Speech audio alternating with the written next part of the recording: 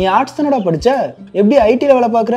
எந்த டிகிரினாலும் பரவாயில்லண்ணா. சென்னையில் இருக்க எஸ்எல்ஏ ஐடி ட்ரைனிங் இன்ஸ்டியூட் தான் நான் ட்ரைனிங் எடுத்தேன். மாதம் 30,000 சம்பாதிக்கிறேன். சூப்பர்டா. For IT training and placement contact 8870767784.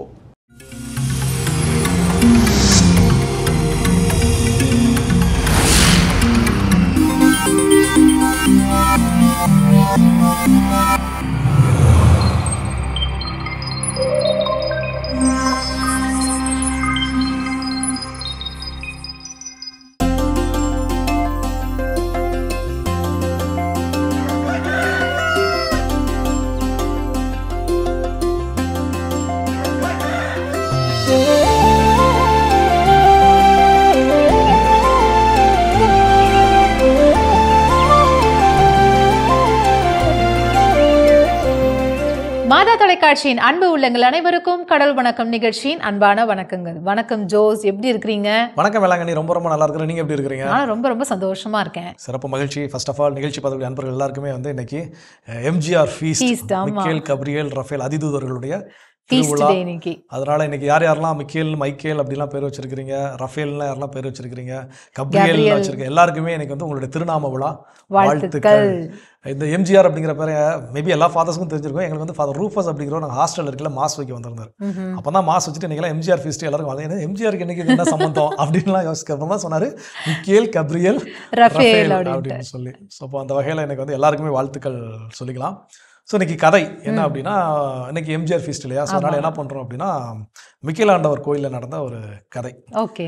அப்போது அந்த கோவிலுக்கு புதுசாக ஒரு பங்கு தந்தை என்ன பண்ணியிருக்கிறாரு, அப்பாயின்ட் பண்ணியிருக்கிறாங்க ஒரு மிக்கேலாண்டவர் கோயிலுக்கு. அப்போ மிக்கேலாண்டவர் கோயில் மிக்கேலாண்டவருடைய சிறுவம் எப்படி இருக்குன்னு நமக்கு தெரியும் இல்லையா. கீழே சேட்டன் இருக்கும், கீழே அந்த பிசாசை அவர் இது பண்ணுற மாதிரி கொள்ற மாதிரி இருக்கும். அப்போ ஒரு அம்மா, அந்த பங்கை சேர்ந்த ஒரு அம்மா என்ன பண்ணியிருக்காங்க, ரெகுலராக வரும்போது 2 மாலை என்ன பண்ணியிருக்குது வாங்கிட்டு வரும். ஒரு மாலை மிக்கேலாண்டவருக்கும், இன்னொரு மாலையை பிசாசு. இது ஒரு நாள் 2 நாள்ல பல நாள் என்ன இருக்குது தொடர்ந்து வந்துட்டே இருக்கு. அப்போ இந்த ஃபாதருக்கு என்னடா இது, இந்த அம்மா வருது மிக்கேலாண்டவருக்கு ஒரு மாலை போடுது, கீழே சாத்தானுக்கு ஒரு மாலை போடுது, ஒரு தப்பா நினச்சிக்கிச்சோ, ஒரு அது கேத்தலிக் இல்லையோ அப்படின்னு சொல்லிட்டு அந்த அம்மாவை கூப்பிட்டு, அம்மா நீங்க கேத்தலிக் தானா? ஆமாங்க. எத்தனை வருஷமா கேத்தலிக்? நாங்கள் தலைமுறையா கேத்தலிக். அப்போ மிக்கேலாண்டவர் பற்றி உங்களுக்கு தெரியாதா? தெரியுமே. அப்புறம் எதுக்கு மிக்கேலாண்டவருக்கு ஒரு மாலை, பிசாசுக்கு ஒரு மாலை போடுறீங்க? ஃபாதர் அப்படி இல்லைங்க ஃபாதர், ஒருவேளை நான் செத்து விண்ணகத்துக்கு போனா மிக்கேலாண்டவர் பார்த்துக்குவாரு, செத்து நரகத்துக்கு போனா பிசாசு பார்த்துக்குவோம் அப்படின்னு பதில் ஃபாதர் பாஸ் நம்பிச்சு போயிட்டாராம். பல நேரங்களில் நம்முடைய அறியாமை இப்படிதான் இருக்குது. அந்த மகிழ்ச்சியோட இன்னைக்கு நாளை தொடங்கலாம். இப்போ ஆலய தரிசனம் பார்க்கலாம்.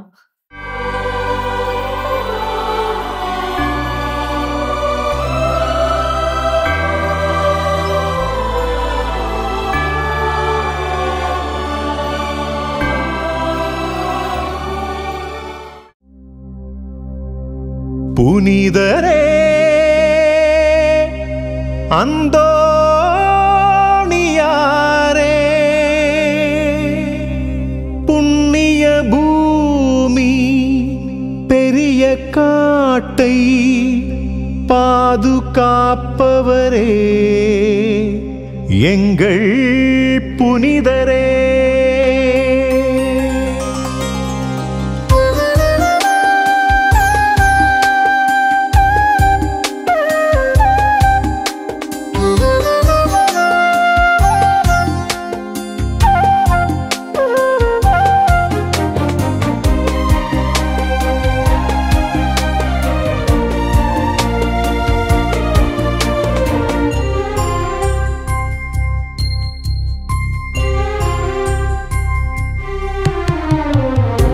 விண்ணாளும் இறைமகனை கரம் கொண்டவா,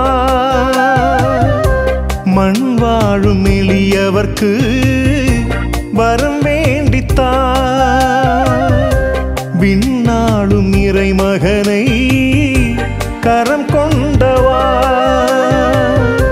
மண் வாழும் எளியவர்க்கு வரம் வேண்டித்தா. அலையலையாய் கூடி வந்தோம், நலம் பெறவே நாடி வந்தோம், அற்புதங்கள் கோடி என புரியும் அந்தோணியாரே.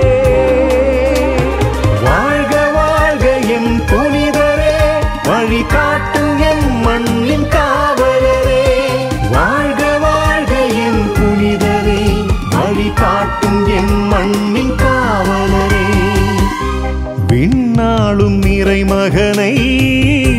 கரம் கொண்டவா மண் வாழும் எளியவர்க்கு வரம் வேண்டித்தா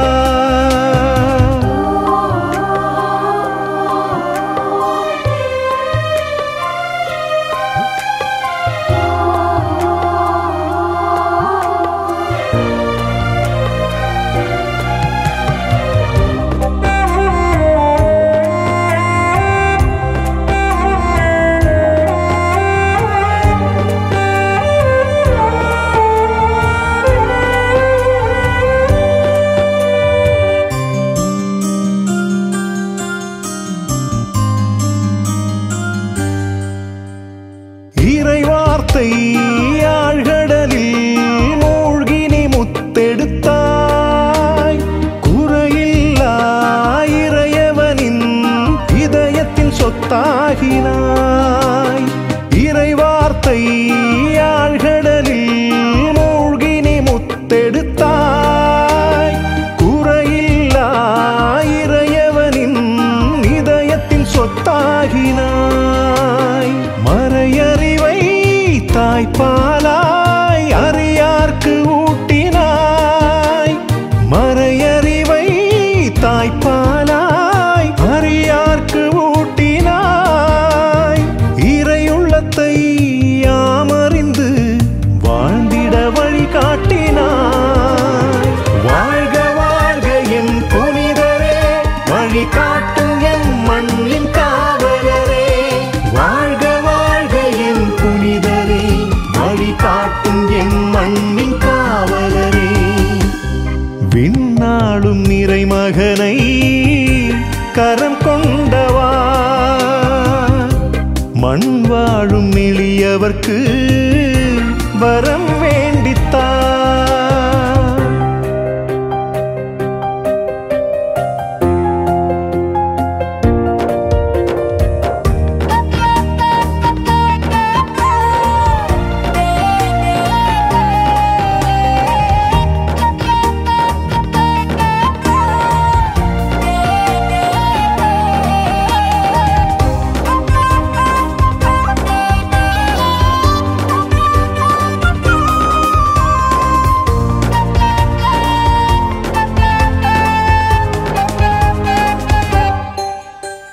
நெறி பிறந்த கிறிஸ்தவரை அறவழி நீ கொணந்தாய் உரிமையில்லா ஏழைகளுக்கு நீதி பெற்று தந்தாய் நெறி பிறந்த கிறிஸ்தவரை அறவழி நீ கொணந்தாய் உரிமையில்லா ஏழைகளுக்கு நீதி பெற்று தந்தாய்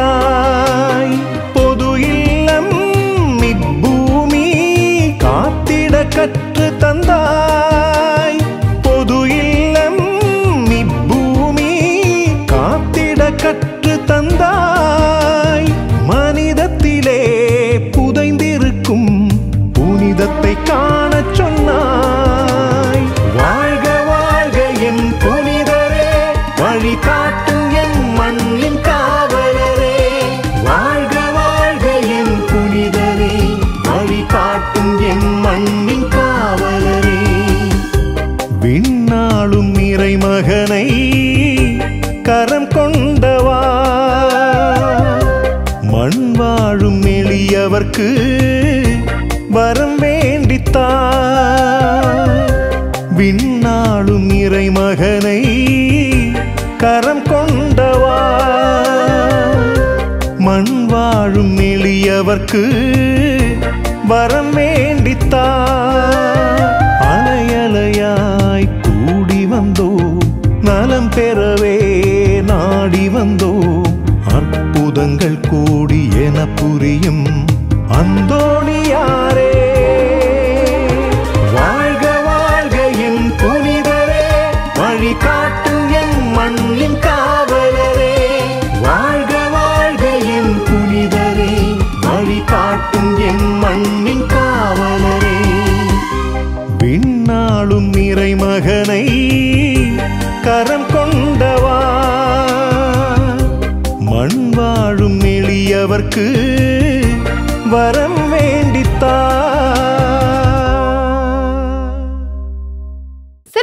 காலை தரிசனம் பகுதியை பார்த்துட்டு வந்துட்டோம். சூப்பரான ஒரு குட்டி ஸ்டோரி ஜோஸ். நான் கூட வேற ஏதாவது இருக்கும் தெரியாம தான் போட்டுட்டு இருக்காங்க போல இருக்கு அப்படின்னு ஏதாவது ஒரு காரணம் சொல்லுவாங்கன்னு பார்த்தா அதுக்கும் ஒரு ரீசன் வச்சிருந்தாங்க பாருங்க, வேற லெவல். ஓகே ஜோஸ், இன்னைக்கு நல்லா நம்ம எதை குறித்து சிந்திக்க போறோம்? ஸோ இன்னைக்கு இந்த 3 பேர்கிட்ட இருந்து நம்ம கற்றுக்க வேண்டிய வாழ்க்கை பாடங்கள், அதிதூதர்கள் அப்படின்னு நம்ம சொல்லக்கூடிய முதன்மை வானதூதர்களிடமிருந்து நாம் கற்றுக்கொள்ள வேண்டிய வாழ்க்கை பாடங்கள். அப்போ முதல் விஷயம் அவங்க கிட்ட நம்ம கற்றுக்க வேண்டிய விஷயம் என்னன்னா ஃபெய்த்ஃபுல்னஸ், நம்பிக்கை, இறை நம்பிக்கை. அது எப்படிப்பட்டது அப்படின்னு பார்த்தீங்கன்னா, இன்றைக்கி நம்ம மிக்கேல் ஆண்டவரோட அந்த சிறுவத்தை நீங்கள் பார்த்தீங்க அப்படின்னா ஒரு பிசாசை எதிர்த்து நிற்கக்கூடிய ஒரு விஷயம். அப்போ இன்றைக்கி எத்தனை பேர் நம்மளில் இறை இயேசுவுக்காக நான் இன்னைக்கு ஈவில், அதாவது ஒரு பேட் ஸ்பிரிட், ஒரு பிசாசை நான் எதிர்த்து நிற்க நான் தயாராக இருக்கிறேன். அந்த பிசாசு அப்படிங்கிறது இன்றைக்கி ஒரு உருவமாக அப்படின்னு இல்லாமல் நம்ம இப்படி கொஞ்சம் நினச்சி பார்ப்போம். இங்கே நம்மகிட்ட இருக்கக்கூடிய தீய பழக்க வழக்கங்கள், இந்த கெட்ட பழக்கத்துக்கு எதிராக நான் இயேசுக்காக நான் நிற்கிறேனா, அவங்க நிற்கிறாங்க வானதூதர்கள். அதனால தான் அப்போ அவங்க மனிதரோட கொஞ்சம் அப்படியே அந்த உயர்ந்த நிலையில் இருக்கிறாங்கன்னா காரணம் என்னன்னா அவர்கள் கடவுளுக்காக அநீதியை எதிர்த்து உறுதியாக என்ன பண்ணுறாங்க, நிற்கிறாங்க. இன்றைக்கி நாம் ஒப்புறம் ஒரு சாதனை செய்கிறோம், கடந்த முறை சொன்ன பாவத்தை தான் திரும்பவும் ரிப்பீட் பண்ணுறோம், அடுத்தும் ரிப்பீட் பண்ணுறோம், அதுக்கு அடுத்தும் ரிப்பீட் பண்ணிட்டே இருக்கோம். அவரும் என்ன பண்ணுறாரு, மன்னிச்சுக்கிட்டே தான் இருக்கிறார். நாம் அப்போது அத்தகைய தீய பாவங்களை கடவுளுக்காக நான் எதிர்த்து நிற்கிறேனா வானதூதர்களைப் போல, அதை இந்த முதன்மை வானதூதர்களிடமிருந்து நான் கற்றுக்கொள்ள வேண்டும். ஓகே, என்னென்ன விஷயங்கள்லாம் நம்ம எம்ஜிஆர் கிட்ட இருந்து கற்றுக்கலாம் அப்படின்னு தொடர்ந்து பேசுவோம். அதுக்கு முன்னாடி அடுத்த பகுதியை பார்க்கலாம்.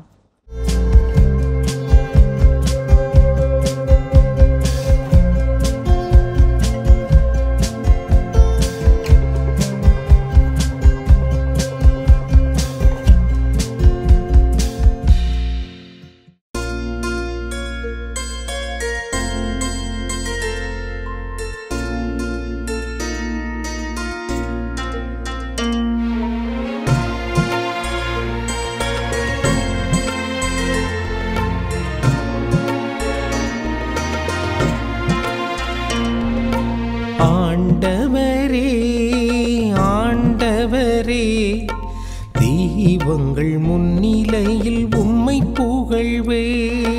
ஆண்டவரே ஆண்டவரே, தெய்வங்கள் முன்னிலையில் உம்மை புகழ்வே. ஆண்டவரே, என் முழு மனதுடன் உமக்கு நன்றி செலுத்துவேன். தெய்வங்கள் முன்னிலையில் உம்மை புகழ்வேன். திருக்கோவிலை நோக்கி திரும்பி உம்மை தாழ்பணிவேன். பேரன்பையும் உண்மையையும் முன்னிட்டு உமது பெயருக்கு நன்றி செலுத்துவேன். ஏனெனில் அனைத்திற்கும் மேலாக பெயரையும் வாக்கையும் மேன்மையுறச் செய்துள்ளீர். நான் மன்றாடிய நாளில் எனக்கு செவி சாய்த்தீர்.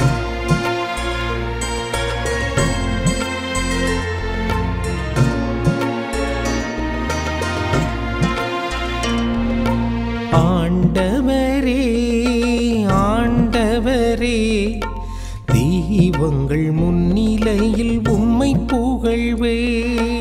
ஆண்டவரே ஆண்டவரே, தெய்வங்கள் முன்னிலையில் உம்மை புகழ்வே.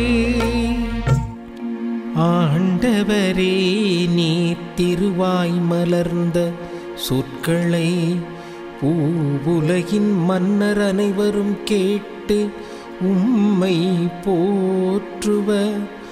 ஆண்டவரே ஆண்டவரே, வழிகளை அவர்கள் புகழ்ந்து பாடுவர். ஏனெனில் உமது மாட்சி மிக பெரியது, உமது மாட்சி மிக பெரியது.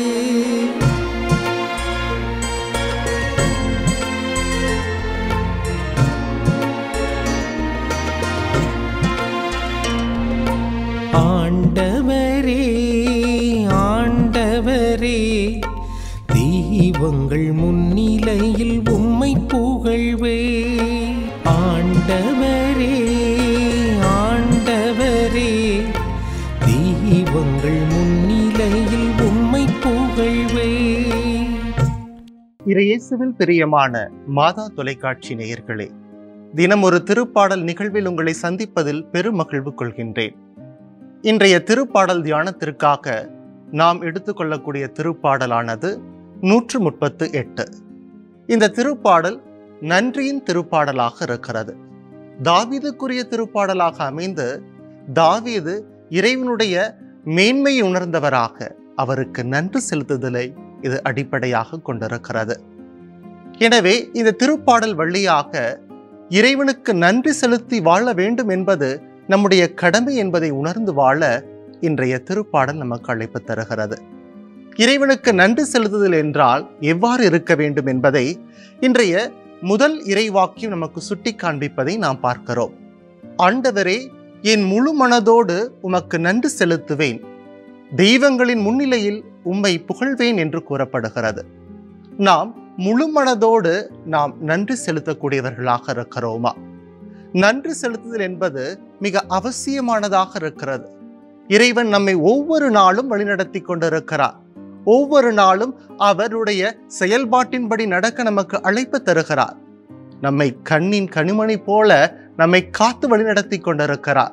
அப்படியானால் இறைவனுக்கு நன்றி செலுத்துவது நம்முடைய கடமை மட்டுமல்ல, நம்முடைய வாழ்வாக அது மாற வேண்டும் என்பதை நாம் உணர்ந்து கொள்ள வேண்டும். பிரியமானவர்களே, இதைத்தான் பவுலடியார் கொலோசியருக்கு எழுதப்பட்ட திருமடல் அதிகாரம் 3 எதை சொன்னாலும் எதை செய்தாலும் அனைத்தையும் ஆண்டவர் இயேசுவின் பெயரால் செய்து அவர் வழியாக தந்தையாம் கடவுளுக்கு நன்றி செலுத்துங்கள் என்று கூறுகிறார். பல நேரங்களில் நாம் ஆண்டவராகிய இயேசு கிறிஸ்து வழியாக நிறைய காரியங்களை நாம் பெற்றுக்கொள்கின்றோம். ஆனால் அவற்றுக்கு நாம் நன்றி செலுத்துபவர்களாக இருக்கிறோமா? அதைத்தான் இன்றைய திருப்பாடலின் 2வது இறைவாக்கியம் நாம் எடுத்துக்கொண்டோம் என்றால், அனைத்திற்கும் மேலாக உம் பெயரையும் உம் வாக்கையும் மேன்மையுட செய்வார் என்று கூறப்படுகிறது. அப்படியானால் இறைவனுடைய மகத்துவத்தை நாம் உணர்ந்தவர்களாக, அவருடைய வாக்கிற்கு இணங்க நாம் வாழ்பவர்களாக இருக்கிறோமா? இறை வார்த்தையின் மதிப்பீடுகளை உணர்ந்து வாழ்கின்ற பொழுது இறைவனுக்கு நாம் நன்றி செலுத்தக்கூடிய பண்பை நாம் கொண்டிருப்போம். இன்றைய திருப்பாடல் 3 காரியங்களை நமக்கு முன்னெடுத்து வைக்கின்றது. முதலாவது, இறைவனுக்கு நன்றி செலுத்த. 2வது, இறைவனுக்கு நன்றி செலுத்துவதோடு மட்டுமல்லாமல் இறைவனோடு வேண்டுபவர்களாகவும் மன்றாட்டிற்கு முக்கிய இடம் கொடுப்பவர்களாகவும் இருக்க வேண்டும் என்பதை எடுத்து காண்பிக்கிறது. 3வது, இறை வார்த்தையின் மகத்துவத்தை உணர்ந்து இறைவனுக்கு நன்றி செலுத்த அழைப்பு தருகிறது. முதலாவதாக நாம் பார்த்தோம் என்றால், நன்றி செலுத்துபவர்களாக இருக்க வேண்டும். இறைவன் நம்மை ஒவ்வொரு நாளும் வழிநடத்தி கொண்டிருக்கிறார். நம்முடைய தேவைகள் அனைத்தையும் அறிந்திருக்கின்றார், அதை செயல்படுத்துகின்றார், நம்மை பாதுகாக்கின்றார். அப்படியானால் நாம் நன்றி செலுத்துபவர்களாக இருக்க வேண்டும் என்பதை இன்றைய திருப்பாடல் வழியாக தாவீது நமக்கு உணர்த்துகிறார். 2வதாக நாம் பார்த்தோம் என்றால், மன்றாட்டு இங்கு இடம் பெறுகிறது. இறைவாக்கியம் 3 நாம் தியானித்தோம் என்றால், நான் மன்றாடிய நாளில் எனக்கு செவி சாய்த்தீர், என் மனதிற்கு வலிமை அளித்தீர் என்று கூறப்படுகிறது. நான் மன்றாடிய நாளில் எனக்கு செவி சாய்த்த இறைவன் என்னுடைய தேவைகள் அனைத்தையும் அறிந்த இறைவனாக இருக்கிறார் என்பதை நாம் உணர்ந்தவர்களாக அவருடைய திருவுளத்தின்படி வாழ நம்முடைய மன்றாட்டுக்கள் இருக்கின்றதா என்பதை நாம் சிந்தித்து பார்க்க வேண்டும். இதைத்தான் எரேமியா அதிகாரம் 33 இறைவாக்கியம் 3 நாம் வாசிக்கின்றோம். என்னிடம் மன்றாடு, நான் உனக்கு செவி சாய்ப்பேன், நீ அறிந்திராத மாபெரும் செயல்களையும் மறைபொருட்களையும் உனக்கு நான் விளக்கி கூறுவேன் என்று இறைவார்த்தை வழியாக இறைவன் நமக்கு எடுத்து எம்புகிறார் என்றால், நாம் எவ்வாறு வாழ்ந்து கொண்டிருக்கிறோம், நம்முடைய மன்றாட்டுக்கள் எவ்வாறு அமைந்து கொண்டிருக்கிறது என்பதை நாம் சிந்தித்து பார்க்க வேண்டும். பல நேரங்களில் நம்முடைய மன்றாட்டு எல்லாம் இறைவனுக்கு புகழ்ச்சி செலுத்துவதாக மாறிவிடுவதை விட நம்முடைய சுய காரியங்களை எல்லாம் நிறைவேற்றுவதற்காக நாம் மன்றாடி கொண்டிருக்கிறோம். ஆனால் மன்றாட்டின் முதல் இடம் என்னவென்றால் நன்றி செலுத்துதலாக இருக்க வேண்டும். அதைத்தான் 1 தெசலோனிக்கர் 5:18 நாம் வாசிக்கின்றோமே, எல்லா சூழ்நிலையிலும் நன்றி கூறுங்கள், உங்களுக்காக கிறிஸ்து வழியாக கடவுள் வெளிப்படுத்திய திருவுளம் இதுவே என்று கூறப்படுகிறது. இறை வார்த்தையின் மதிப்பீடின்படி நாம் வாழ்கின்ற பொழுது நம்முடைய மன்றாட்டுக்கள் எல்லாம் இறைவனுக்கு நன்றி செலுத்துவதாக மாறுவதை நாம் உணர முடியும். மூன்றாவதாக நாம் பார்த்தோம் என்றால் இறை வார்த்தையின் மகத்துவத்தை உணர இன்றைய 4வது இறைவாக்கியம் இவ்வாறு சொல்வதை நாம் பார்க்கின்றோம். ஆண்டவரே, நீர் திருவாய் மலர்ந்த சொற்களை பூலகின் மன்னர் அனைவரும் கேட்டு உம்மை போற்றுவர் என்று கூறப்படுகிறது. இறை வார்த்தையை நாம் கேட்டு அதன்படி நடக்கின்றவர்களாக இருக்கின்றோம் என்றால் நன்றி செலுத்துவதே நம்முடைய வாழ்வின் முதல் படியாக கொண்டு வாழ்வோம். ஆனால் பல நேரங்களில் நம்முடைய வாழ்வில் இறைவனுக்கு நன்றி செலுத்தக்கூடிய அந்த பண்பு இருக்கிறதா? கிடைத்த நன்மைகளுக்கெல்லாம் நாம் நன்றி செலுத்துகிறோமா? எல்லா சூழ்நிலையிலும் இறைவனுக்கு நன்றி செலுத்துகிறோமா என்பதை நாம் சிந்தித்து பார்க்க வேண்டும். இறைவன் நமக்கு கொடுத்திருக்கக்கூடிய இந்த வாழ்வு ஒரு வரப்பிரசாதமாக இருக்கின்றது என்றால், அந்த வாழ்வின் மதிப்பீடுகளை நாம் உணர்ந்து வாழ வேண்டும் என்றால் இறைவனுக்கு நாம் நன்றி செலுத்துபவர்களாக இருக்க வேண்டும். அதைத்தான் இன்றைய திருப்பாடலின் 2வது இறைவாக்கியம் சொல்வது என்னவென்றால், உம் திருக்கோவிலில் நோக்கி திரும்பி உம்மை தாழ்பணிந்து வணங்குவேன், உமது பேரன்பையும் உண்மையும் முன்னிட்டு நான் உமது பெயருக்கு நன்றி செலுத்துவேன் என்று கூறப்படுகிறது. பல நேரங்களில் நம்முடைய வாழ்வு எவ்வாறு இருக்கிறது? நன்றியை மையப்படுத்தியதாக நாம் இறைவனுக்கு நன்றி செலுத்துபவர்களாக இருக்கிறோமா? இறைவனின் சாயலில் படைக்கப்பட்டிருக்கக்கூடிய ஒவ்வொருவரும் நமக்கு நன்மையான காரியங்களை செய்கின்ற பொழுது அவர்களுக்கு நாம் நன்றி செலுத்துகிறோமா என்பதை நாம் சிந்திப்போம். அதற்காக மன்றாடுவோம். எங்களை என்னாலும் நேசித்து வழிநடத்தும் எங்கள் அன்பின் பரலோக தந்தையே, நன்றி செலுத்துதலில் நாங்கள் பல நேரங்களில் தொய்வாக இருக்கின்றோம். உம்முடைய மதிப்பீடுகளை உணர்ந்து தாவீது சொல்வது போல முழுமனதோடு நன்றி செலுத்துவர்களாக வாழ நீர் துணையாக இருந்து வழிநடத்த வேண்டுமாய் எங்கள் ஆண்டவராகிய இயேசு கிறிஸ்து வழியாக உம்மை மன்றாடுகின்றோம். ஆமென். அருமையான தினம் ஒரு திருப்பாடல் பகுதி பார்த்துட்டோம். இன்னைக்கான திருப்பாடலும் கேட்டாச்சு. அதோட இன்னைக்கு நம்ம பேசிட்டு இருக்கிறோம் முதன்மை வானதூதர்களின் விழாவில் அவர்களிடமிருந்து நாம் கற்றுக்கொள்ள வேண்டிய வாழ்க்கை பாடங்கள் என்னென்னு சொல்லி அடுத்ததா வந்து ப்ரொடெக்ட் த வீக்னஸ் அப்படின்னு சொல்றாங்க. Stand up for the right and protect the week அப்படின்னு சொல்றாங்க. இப்போ இதுதான் சரி, இவங்க அதாவது நியாயத்து பக்கம் நான் இருப்பேன் அப்படின்னு நிற்கிறவங்களுக்கு வந்து நான் வந்து துணையா இருப்பேன், நான் வந்து எப்பயுமே அவங்களுக்கு வந்து கைட் பண்ணுவேன், அவங்களுக்கு ஒரு வலிமையா நான் வந்து நிற்பேன் அப்படின்னு சொல்றத அவங்க கிட்ட இருந்து நம்ம வந்து இந்த குவாலிட்டியை நம்ம வந்து கத்துக்கணும் அப்படின்னு சொல்றாங்க. நிச்சயமா இன்னைக்கு நிறைய இடங்கள்ல வந்து மிக்கேல் ஆண்டவருடைய ஆலயங்கள் இருக்குது. அப்போ அந்த ஆலயங்கள்ல இப்போ எங்க ஊர் பக்கத்தில் வெங்கடாசலபுரம்னு ஒரு ஊர் இருக்குது. அப்போ அங்கே மிக்கேல் ஆண்டவருடைய திருவிழா வேறு லெவலில் பயங்கர விமரிசையாக இருக்கும். அப்போது அங்கே அந்த மக்கள் சாட்சியாக சொல்லக்கூடிய விஷயங்கள் என்ன அப்படின்னா, ஒரு முறை கள்வர்கள் யாரோ ஒருத்தவங்க என்ன பண்ணியிருக்கிறாங்க, அங்கே இருக்கக்கூடிய ஆடு மாடுகளெல்லாம் திருடிட்டு போகிறதுக்கு வந்திருக்கிறாங்க. அப்போது அவங்கள சுற்றி ஒரு குதிரையில் வந்து ஒரு நபர் அப்படி அவங்கள சுற்றி அந்த இடத்த விட்டு மூவ் பண்ண விடாமல் அங்கே பிளாக் பண்ணி வச்சுருக்காங்க. அதுக்கப்புறம் ஊர் மக்கள் வந்து என்ன பண்ணியிருக்கிறாங்க, அந்த மாடுகளெல்லாம் மீட்டு எடுத்துகிட்டு போயிருக்கிறாங்க. ஸோ இப்போ இதெல்லாம் என்னென்னா அசைக்க முடியாத நம்பிக்கை நம்முடைய, நமக்கு அந்த பாதுகாப்பு, இவர்கிட்ட போனால் பாதுகாப்பு கிடைக்கும். அப்போ அந்த பாதுகாப்பை நான் என்னை நம்பி வரக்கூடிய மனிதர்களுக்கு நான் என்ன பண்ணணும், கொடுக்கணும். அப்போ அதை நான் முதன்மை வானதூதரிடமிருந்து கற்றுக்கொள்ள வேண்டும். ஓகே, சூப்பராக சொல்லியிருக்கேங்க ஜோஸ். என்னென்ன குவாலிட்டிஸ்லாம் இவங்க கிட்ட இருந்து நம்ம கற்றுக்கலாம் அப்படின்னு தொடர்ந்து பேசுவோம். அதுக்கு முன்னாடி அடுத்த பகுதியை பார்க்கலாம்.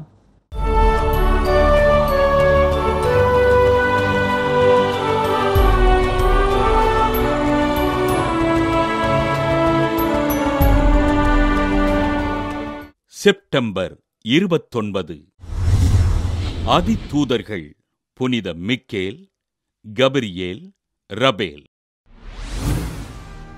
மிக்கேல் என்ற எபிரேய சொல் கடவுளுக்கு நிகர் யார் என்ற பொருளினை தருவதாக அமைந்திருக்கிறது. அலகைக்கு எதிராக போரிடுபவராகவும் விசுவாசிகளின் ஆன்மாவை தீய சக்திகளிடமிருந்து காப்பவராகவும், பழைய ஏற்பாட்டில் யூதர்களுக்கும் புதிய ஏற்பாட்டில் கிறிஸ்தவர்களுக்கும் பாதுகாவலராகவும், இறந்தவர்களின் ஆன்மாவை இறுதி தீர்வைக்கு உட்படுத்துகிறவராகவும் புனித மிக்கேல் அதிதூதர் தன் பணிகளை செய்கின்றார். திருச்சபையின் காவலராகவும் திருத்தந்தையின் காவல் தூதுவராகவும் உலகிலுள்ள அனைத்து மலைப்பகுதிகளுக்கும் பாதுகாவலராக புனித மிக்கேல் அதிதூதர் விளங்குகிறார். கபிரியேல் என்ற சொல் எபிரேய மொழியில் கடவுளின் ஆற்றல் என்று பொருள் தருகின்றது. திருமுழுக்கு யோவானின் பிறப்பினை சக்கரியாவிற்கும் ஆண்டவர் இயேசுவின் பிறப்பினை மரியன்னைக்கு முன்னறிவித்த கபிரியேல் வானதூதர் இறைவனின் திருமுன் நிற்கும் 7 வானதூதர்களுள் ஒருவராக தன் பணிகளை செய்கிறார். திருத்தந்தை 12ஆம் பத்திநாதர் 1951ஆம் ஆண்டு கபிரியேல் வானதூதரை ஊடகங்களின் பாதுகாவலராகவும் குறிப்பாக தொலைக்காட்சி ஊடகத்தின் பாதுகாவலராகவும் அறிவித்தார். ரபேல் என்ற எபிரேய சொல் கடவுள் குணமளிக்கிறார் என்ற பொருளினை தருவதாக அமைந்திருக்கிறது. பழைய ஏற்பாட்டில் பெரிய தோபியாஸ் பார்வையிழந்திருந்த போது இவர் புதுமையாக குணமாக்கினார் என்று பதிவு செய்கிறது திருவிவிலியம். தோபியாசனுடைய மகனின் நீண்ட பயணத்தில் வழித்துணையாக சென்ற ரபேல் பயணிகளின் பாதுகாவலராக இருக்கின்றார். ஊனமுற்றோரையும் உடல்நலமற்றோரையும் ரபேல் வானதூதர் குணப்படுத்தியதால் திருச்சபை இவரை நோயாளிகளுக்கும் பயணிகளுக்கும் பாதுகாவலராக அறிவித்தது. வானதூதர்களான புனிதர்கள் மிக்கேல், கபிரியேல், ரபேல் திருவிழாவினை கொண்டாடுகின்ற நாம் நம்மை எதிர்நோக்கி வருகின்ற தீமைகளிடமிருந்து நம்மை பாதுகாக்கும்படி இப்புனிதர்களிடம் ஜெபிப்போம். சிறப்பான இன்றைய புனிதர் பகுதியை பார்த்துட்டு வந்துட்டோம். இன்னைக்கு முதன்மை வானதூதர்கள் அவங்க கிட்ட இருந்து என்னென்ன குவாலிட்டிஸ்லாம் நம்ம கத்துக்கலாம் அப்படின்னு சொல்லி நம்ம பேசிட்டு இருக்கோம். ஜோஸ், அடுத்ததான் எந்த குவாலிட்டி அவங்க கிட்ட இருந்து நம்ம கத்துக்கணும்? ஸோ அடுத்ததான் என்ன கற்றுக்கணும்னா, நம்ம வீடுகளில் ஏதோ ஒரு செய்தியை சொல்லி இன்னொருத்தட்ட சொல்ல அனுப்பி விட்றாங்க. நம்ம என்ன பண்ணுவோம், ஒரு தடவை போவோம், 2 தடவை என்ன பண்ணுவோம், போகலாடா போ, எப்போ பார்த்தாலும் நானே தான் போயிட்டு இருப்பேன், வேற யாராவது சொல்லி அனுப்பு. திங்ஸ் வாங்குறதுக்குனே கூட அப்படிதான், கடைக்கு போயிட்டு வந்தா ஒரு 2 தடவை 3 தடவை ஜாலியா போயிட்டு வரும். 3ஆவது தடவை காசு கொடுத்தா கூட நான் போக மாட்டேன் அப்படின்னு சொல்லிட்டு, நான் போக மாட்டேன், வேற யாராவது அனுப்பு அப்படின்னு சொல்லி. கண்டிப்பா வீட்டில் இருக்கக்கூடிய கடை பிள்ளைகளுக்கு ரொம்ப பெரிய சிக்கலான ஒன்று. அவங்க தான் கடைக்கு அடிக்கடி என்ன பண்ணுவாங்க, அனுப்பி விடுவாங்க. அதனால தான் கடைக்குட்டின்னு வர என்ன பண்ணுவாங்க, கூப்பிடுவாங்க. ஸோ இப்போ இந்த இடத்துல நம்ம முதன்மை வானதூதர்களில் கபிரியேல் அவர் ஒவ்வொரு முறையும் அது அன்னை மரியாவுக்கு காட்சி கொடுத்து அருள்மிக பெற்றவரை வாழ்க அப்படின்னு சொல்லக்கூடிய வாழ்த்து செய்தாக இருந்தாலும் சரி, இல்லை யோசேப்புக்கு கனவுல தோன்றி அவர்கிட்ட இப்படி இந்த மாதிரி பிரச்சனைலாம் இருக்குது, இங்கே போ அங்கே போன்னு சொல்லி ரீடைரக்ட் பண்ணுறதா இருக்கலாம். ஸோ அப்போ கடவுளுடைய செய்தியை எடுத்து சொல்லக்கூடிய ஒரு நபரை என்ன பண்ணியிருக்காரு, அதை கீழ்ப்படிதலோடு என்ன பண்ணியிருக்காரு, செஞ்சிருக்கிறாரு. அதை தான் நம்ம இவர்கிட்ட இருந்து கற்றுக்க வேணும். இன்னைக்கு நம்ம பல நேரங்களில் செய்கிறோம், இல்லைன்னு கிடையாது, ஆனால் செய்ய மாட்டேன் அப்படி இப்படின்னு ஏதாவது ஒரு வீம்பு பண்ணி கடைசியாக சரி நம்ம தான் செய்யணும் அப்படின்னு சொல்லிட்டு செஞ்சுட்டு இருக்கிறோம். மன திருப்தி நமக்கும் கிடையாது, நமக்கு அந்த வேலையை சொன்னவங்களுக்கும் இவன் எங்க உடனே சரியா செய்ய போறாங்க, அடுத்த தடவை சொல்றதுக்கே யோசிப்பாங்க வேற, அப்படி ஒரு யோசனையை வேற அவங்களுக்கு நம்ம கொடுத்துடுறோம். ஸோ இப்போ இதெல்லாம் இல்லாமல் நான் கீழ்ப்படிதல் உள்ள ஒரு நபராக வாழ கபிரியேலிடமிருந்து கற்றுக்கொள்ள வேண்டும். இன்னும் என்னென்ன விஷயங்கள்லாம் கத்துக்கலாம் நம்ம தொடர்ந்து பேசுவோம். அதுக்கு முன்னாடி அடுத்த பகுதியை பார்க்கலாம்.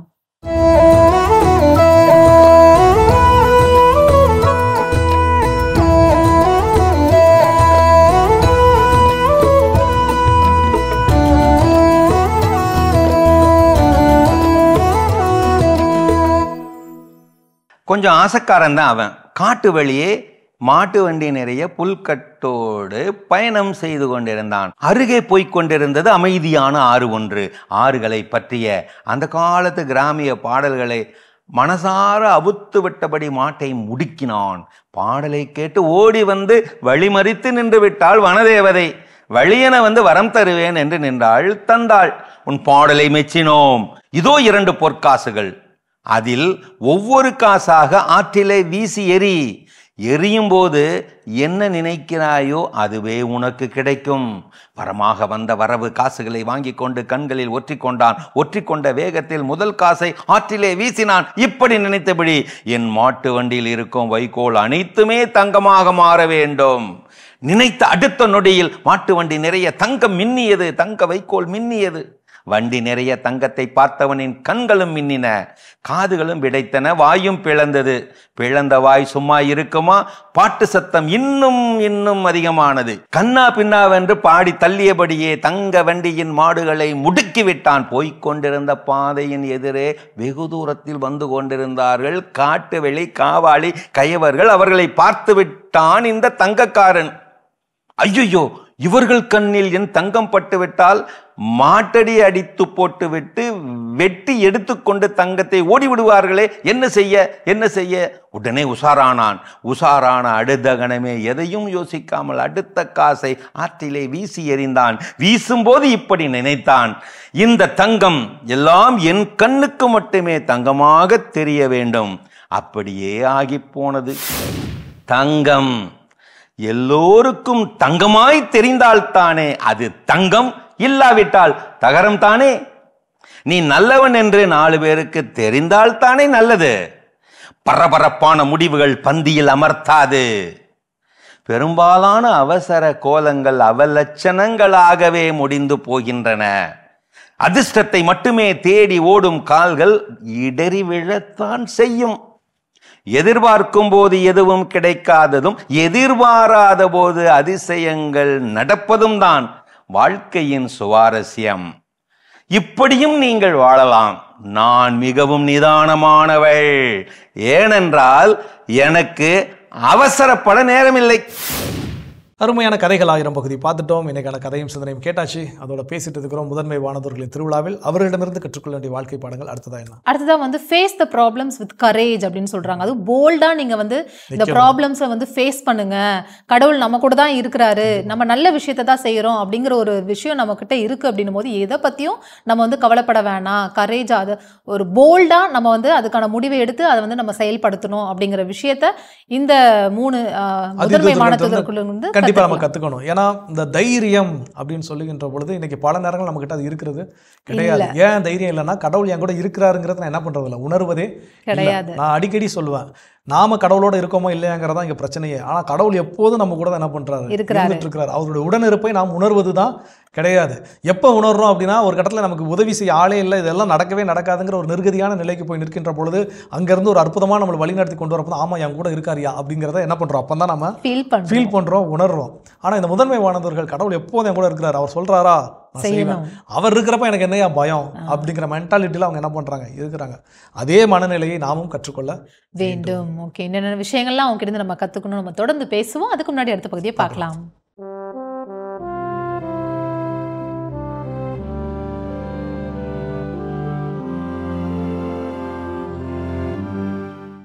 அன்புக்குரியவர்களே, ஆண்டவர் இயேசுவின் இனிய திருப்பெயரில் உங்களை அன்போடு வாழ்த்துகின்றேன். இயேசுவின் ஆளுமை என்னும் தொடரில் இயேசு ஒரு திருப்பயணி என்னும் துணை தலைப்பில் சில செய்திகளை பகிர்ந்து வந்தேன். இன்று நிறைவாக உயிர்த்த இயேசுவின் திருப்பயணம் என்னும் செய்தியை உங்களோடு பகிர்ந்து கொள்ள விரும்புகின்றேன். இயேசு ஒரு திருப்பயணியாக வரலாற்று நாட்களில் மட்டும் வாழவில்லை, அவருடைய உயிர்ப்புக்கு பிறகும் அவர் ஒரு பயணியாக இருந்தார் எனும் வியப்பான செய்தியை லூக்கா நற்செய்தியில் நாம் வாசிக்கின்றோம். லூக்கா நற்செய்தி அதிகாரம் 24:15 நாம் வாசிக்கின்றோம். எம்மாவு நோக்கி செல்கிற சீடர்கள், அவங்களும் ஒரு பயணம் தான் போகிறாங்க. ஆனால் அவருடைய பயணம் ஒரு அவநம்பிக்கையின் விரக்தியின் பயணமாக இருந்தது. அவர்கள் எருசலேமிலிருந்து எம்மாவு நோக்கி செல்கிறார்கள். இயேசு கொல்லப்பட்டு விட்டார், எனவே இனிமேல் எங்களுக்கு எதிர்காலம் இல்லை என்கிற ஒரு அவநம்பிக்கையோடு அவர்கள் பயணம் செய்கிறார்கள். உயிர்த்த இயேசு அவர்களோடு அந்த திருப்பயணத்தில் இணைகின்றார். லூக்கா 24:15 இப்படி அவர்கள் உரையாடி கொண்டும் வினவி கொண்டும் சென்றபோது இயேசு நெருங்கி வந்து அவர்களோடு நடந்து சென்றார். அருமையான ஒரு செய்தி. உயிர்த்த இயேசு அந்த பயணத்தில் அவர்களோடு இணைகின்றார், அவரும் பயணிக்கின்றார். உயிர்த்த இயேசு நம்மோடு பயணிக்கின்ற பொழுது நாம் வலிமை பெறுகிறோம், நம் வாழ்வு மாறுகிறது. இந்த எம்மாவு நோக்கி சென்ற சீடர்கள் உயிர்த்த இயேசுவை கண்டார்கள், அவருடைய கண்கள் திறக்கப்பட்டன, இறை வார்த்தையை கேட்டார்கள், அப்பத்தை பிடுகையில் அவர்கள் இயேசுவை கண்டு கொண்டார்கள். அவருடைய வாழ்வு திசை திரும்புகிறது. அவர்கள் மீண்டும் எருசலேம் நோக்கி பயணிக்கிறார்கள். மகிழ்ச்சி நிறைந்த எதிர்நோக்கின் திருப்பயணிகளாக அவர்கள் மாறிவிட்டார்கள். ஆம் அன்புக்குரியவர்களே, நம்முடைய வாழ்க்கை என்னும் பயணத்திலும் உயிர்த்த இயேசு நம்மோடு பயணம் செய்கிறார். இதை நாம் மறந்துவிடக்கூடாது. உயிர்த்த இயேசு நம்மோடு இருக்கிறார், நம்மோடு பயணம் செய்கிறார். எனவே நம்முடைய பயணம் இனிமையான பயணம், வெற்றிகரமான பயணம், மகிழ்ச்சியான பயணம், இலக்கு நோக்கிய பயணம், கடவுளை நோக்கிய பயணம். காரணம் இயேசு நம்மோடு பயணம் செய்கிறார், அதை நாம் மறந்து விட வேண்டாம் என்பது அருமையான ஒரு செய்தி. இயேசுடைய ஆளுமைக்கு பெருமை சேர்க்கிற ஒரு செய்தி. இயேசு இன்றும் நம்மோடு பயணிக்கிறார். நான் உங்களோடு நடக்கிறேன், நான் உங்களோடு பயணம் செய்கிறேன் என்று அவர் நம்மோடு நம்முடைய பயணத்திற்கு வழித்துணையாக, துணையாளராக, துணை பயணியாக, வழிப்பயணியாக இயேசு இருக்கிறார். இதை நாம் உள்ளத்தின் ஆழத்தில் இருத்திவிட்டால் நம்முடைய கவலைகள், நம்முடைய அச்சங்கள், ஐயங்கள் அனைத்தும் அகன்றுவிடும். நம்முடைய பயணம் இனிமையான, நம்பிக்கை நிறைந்த எதிர்நோக்கின் திருப்பயணமாக மாறிவிடும். உங்களுக்கு அமைதி உரித்தாக. சிறப்பான இயேசுவின் ஆளுமைகள் பகுதியை பார்த்துட்டு வந்துட்டோம். இன்னைக்கு முதன்மை வானதூதர்கள் அவங்க 3 பேர்கிட்ட இருந்து நம்ம என்னென்ன விஷயங்கள்லாம் கற்றுக்கலாம் அப்படின்னு சொல்லி நம்ம பேசிட்டு இருக்கிறோம். அடுத்தது எந்த விஷயத்தை அவங்க கிட்ட இருந்து நம்ம கற்றுக்கணும்? ஸோ அடுத்தது என்ன அப்படின்னா, இன்னைக்கு வானதூதர்கள் அப்படின்னு சொல்லும்போதே கடவுள் அவங்களோட கொஞ்சம் கம்மியான நிலையில், மனிதர்களை காட்டிலும் கொஞ்சம் உயர்வான நிலையில் வச்சிருக்கிறாரு அப்படின்னு சொல்லி படைச்சிருக்கிறாரு அப்படிங்கிறது நமக்கு நம்முடைய ஆன்மீக கோட்பாடு நமக்கு என்ன பண்ணுறதா சொல்லி கொடுக்குது. அதில் ஒரு சிலர் கடவுளுடைய விருப்பத்திற்கு மாறாக, ஏன் நாங்களும் கடவுள் போல தானே இருக்கிறோம், எங்களுக்கெல்லாம் ஏன் இல்லையா அப்படிங்கிற விஷயத்தில் பிரிந்து வந்தவர்கள் தான் இன்னைக்கு லூசிஃபர் அவருடைய வகைராக்கள் அப்படின்னு நம்ம என்ன பண்ணுறோம், நமக்கு அந்த ஆன்மீக கோட்பாடுகள் நமக்கு கற்றுக் கொடுக்கப்பட்டிருக்கிறது. அப்போ இன்னைக்கு இவங்க அந்த பணிவோடு இருந்ததனால், நான் கடவுள் நிலைக்கு நான் இருந்தாலும் கூட நான் கடவுள் கிடையாது, எனக்கான ஆற்றல் எல்லாமே எங்க இருந்து தான் வருது, கடவுள்கிட்ட இருந்து தான் வருது. அப்போ நான் அவர்களுக்கு பணிவோடு நடந்து கொள்ள வேண்டும் அப்படிங்கிற ஒரு பணிவோடு இருக்கிறாங்க இல்லையா, அந்த பணிவை இன்றைக்கி நாம் கற்றுக்கொள்ள வேண்டும். இன்றைக்கி நம்மகிட்ட இருக்குதான்னு கேட்டால் ஒரு பெரிய கேள்விக்குறி. இன்றைக்கி பங்கு பேரவையில் நம்ம என்ன பண்ணாங்க, ஒரு தலைவராகவோ துணைத் தலைவராக என்ன பண்ணாங்க போட்டாங்களே, ஒரு பொருளாளராக போட்டாங்க. இல்லை நம்ம வேலை பார்க்கக்கூடிய நிறுவனத்தில் நம்மளை என்ன பண்ணிட்டாங்க, ஒரு முக்கியமான ஒரு பொறுப்புக்கு என்ன பண்ணிட்டாங்க, நம்மள உயர்த்தி இருக்கிறாங்க, ப்ரொமோட் பண்ணிட்டாங்க. அப்போ நமக்குள்ளே எண்ணக்கூடிய எண்ணங்கள் இப்படிலாம் இருக்குது. நீ எப்படியெல்லாம் என்ன வேலை வாங்கியிருப்பேன், இனிமேல் நான் தான் உன்னை வேலை வாங்க போகிறேன், நான் சொல்கிற வேலையை தான் நீ செய்யணும் அப்படிங்கிற மைண்ட் செட். உன்னை விட மேல் அதிகாரி, நான் வேலை வாங்குறதா என் வேலை. எவ்வளோ மனநிலைகள் நம்ம என்ன பண்ணுறோம், வளர்த்து கொள்கின்றோம். அப்போ அப்படி எதுவுமே வளர்த்து கொள்ளாமல் எவ்வளோ உயரத்திற்கு சென்றாலும், எவ்வளோ மேன்மையாக கடவுள் நம்மை வைத்திருந்தாலும், அந்த இடத்துல பணிவோடு இருக்க நம்ம கற்றுக்கொள்கின்ற பொழுது கடவுள் இன்னும் மேலும் மேலும் மேலும் நம்மை உயர்த்திக்கிட்டே இருப்பாரு. ஓகே, இன்னும் என்னென்ன விஷயங்கள்லாம் இவர்கிட்ட இருந்து நம்ம கற்றுக்கணும், நம்ம தொடர்ந்து பேசுவோம். அதுக்கு முன்னாடி அடுத்த பகுதியை பார்க்கலாம். ஒரு சின்ன பிரேக் போயிட்டு வந்துடும். ஓகே.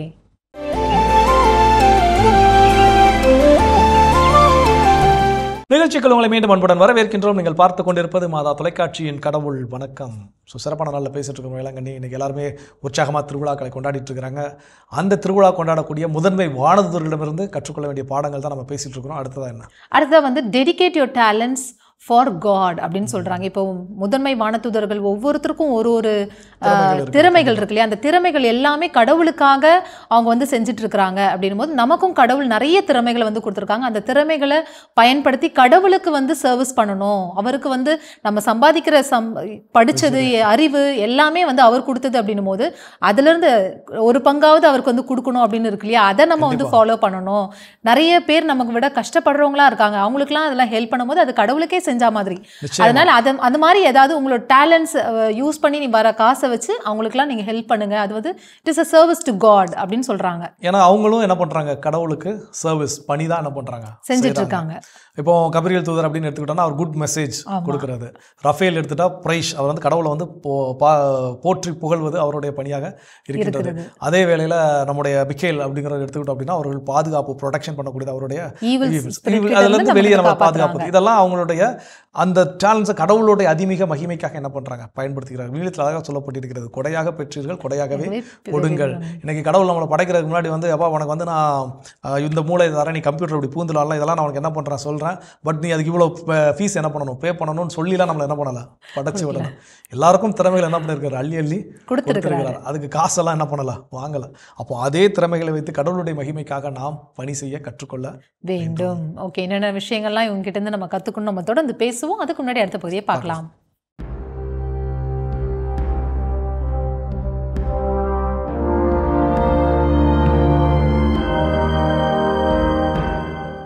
மாதா தொலைக்காட்சி நண்பர்களே, உங்கள் அனைவருக்கும் வாழ்த்துக்கள்.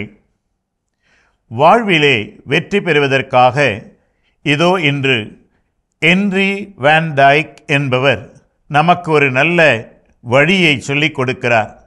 அவர் கூறுகிறார், courage is the standing army of the soul which keeps it from conquest, pillage and slavery. அதாவது தோல்வி அடைதல், கொள்ளையடிக்கப்படுதல், அடிமைப்படுத்தப்படுதல் போன்றவற்றை எதிர்த்து நின்று ஒருவரை பாதுகாக்கும் படை அவரது மன உறுதியே. நண்பர்களே, ஒரு அரசனுக்கு அவனுடைய எதிரிகளை, பகைவர்களை முறியடிப்பதற்கு, அவர்களிடமிருந்து தன்னை பாதுகாத்துக் கொள்வதற்கு, அவர்கள் மீது வெற்றி கொள்வதற்கு படை ஒன்று வேண்டும். இதோ நமது வாழ்விலும் கூட பல நேரங்களிலே நமக்கு ஒரு படை தேவைப்படுகிறது. இங்கே ஹென்றி குறிப்பிடுகிறார், தோல்வி அடைதல், கொள்ளை அடிக்கப்படுதல், அடிமைப்படுத்தப்படுதல் போன்றவற்றை எதிர்த்து நின்று ஒருவரை பாதுகாக்கும் படை. நம்ம எல்லாருடைய வாழ்விலே இது நிகழ்கிறது. செயலிலே நாம் தோல்வியடைகிறோம். நமது பொருளை அல்லது நமது உடைமைகளை யாரோ கொள்ளையடிக்கிறார்கள். ஏதோ ஒரு காரணத்திற்காக கருத்தளவிலோ அல்லது மன அளவிலோ அல்லது மனித அளவிலோ நம்மை அடிமைப்படுத்துகிறார்கள். இதெல்லாம் சமுதாயத்தில் நடந்து கொண்டுதான் இருக்கிறது. இதோ ஹென்றி நமக்கு என்று குறிப்பிடுகிறார், இந்த தோல்வி அடைதல், கொள்ளையடிக்கப்படுதல், அடிமைப்படுத்தப்படுதல் போன்றவற்றை எதிர்த்து நாம் வெற்றி பெற வேண்டும் என்றால் எப்படி ஒரு அரசனுக்கு ஒரு படை தேவையோ அதே போல நமக்கு ஒரு படை தேவை. எங்கே போய் அந்த படையை நாம் கொண்டு வருவது? எந்த இடத்திலிருந்து அந்த படை வீரர்களை நாம் வாங்கி வருவது? எங்கும் தேட வேண்டியதில்லை. இதோ அந்த படை ஒரு துப்பாக்கி படை அல்ல, அல்லது வெடிகுண்டு படை அல்ல. அந்த படை மன உறுதி. ஒரு நினைத்த காரியத்திலே, செய்கின்ற காரியத்திலே அல்லது எடுக்கின்ற முடிவிலே மன உறுதியோடு இருப்பது. அந்த மன உறுதி என்றால் யாரும் நம்மை தோல்வியடை செய்ய முடியாது, யாரும் நம்மை கொள்ளையடிக்க முடியாது, யாரும் நம்மை அடிமைப்படுத்தவும் முடியாது. நண்பர்களே, அந்த மன உறுதி, அதை நாம் வளர்த்து கொள்ள வேண்டும். அதற்கு நாம் பயிற்சி அளிக்க வேண்டும். நிறைய நேரங்களிலே நாம் தைரியசாலை மன உறுதி இருக்கிறது ஆனால் என்று சொல்வோம். இல்லை, நமது மன உறுதியைக்கு பயிற்சி கொடுப்போம். அதுவே படையாக நின்று நம்மை எப்போதும் பாதுகாக்கும். உங்கள் அனைவருக்கும் வாழ்த்துக்கள்.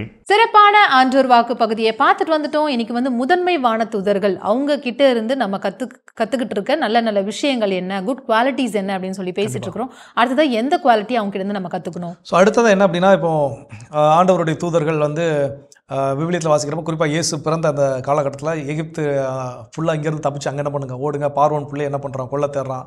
அப்புறம் பார்வோன் செத்துட்டான், திரும்ப நீங்கள் எகிப்துலேருந்து என்ன பண்ணுங்க, உங்கள் லேண்டுக்கு வாங்க. ஸோ இப்போ இந்த மாதிரியான நேரங்கள்லாம் இப்போ நம்ம வீடுகளில் நமக்கு ஒரு விஷயத்த சொல்கிறாங்கன்னு வச்சுக்கோங்க, ஏதோ ஒரு விபரீதம் நடக்க போகுது, ஒரு அசம்பாவிதம் நடக்க போகிறது, அது முன்னதாகவே என்ன பண்ணுறாங்க, எச்சரிக்கை கொடுக்குறாங்க. சில நேரங்கள் நம்முடைய வீடுகளில் தாத்தா பாட்டி யாராவது என்ன பண்ணால், எனக்கு இப்படி ஒரு கனவுல தோணுச்சு, ஏதோ சம்திங் நம்ம என்ன பண்ணுவோம், கோவிலுக்கு போயிட்டு வருவோம், ஏதாவது ஒரு சில விஷயங்கள். இப்போ இதெல்லாம் என்னன்னா, நம்மோடு உடன் இருத்தல் அப்படிங்கிற ஒரு விஷயத்தை நம்ம எதிர்நோக்கி அழைத்து செல்லக்கூடிய ஒரு பணி என்ன பண்ணுறாங்க, செய்கிறாங்க. அப்போது நம்மளுடைய கஷ்டங்கள் நம்மகிட்ட இதெல்லாம் அவன் ஃபேஸ் பண்ணட்டும், அவன் ஃபேஸ் பண்ணி வரட்டும் அப்படின்னு நம்மளை என்ன பண்ணுறல தனித்து விட்டு விடுவது இல்லை.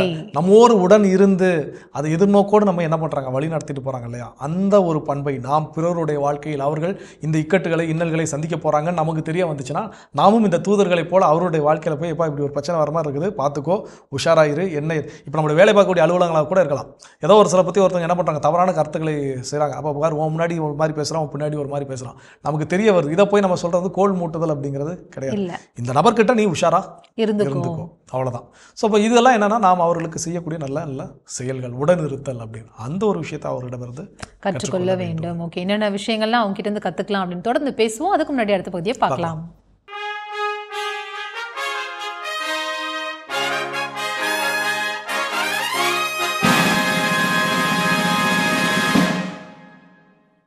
மாதா தொலைக்காட்சி நேயர்கள் அனைவருக்கும் அன்பின் வணக்கம்.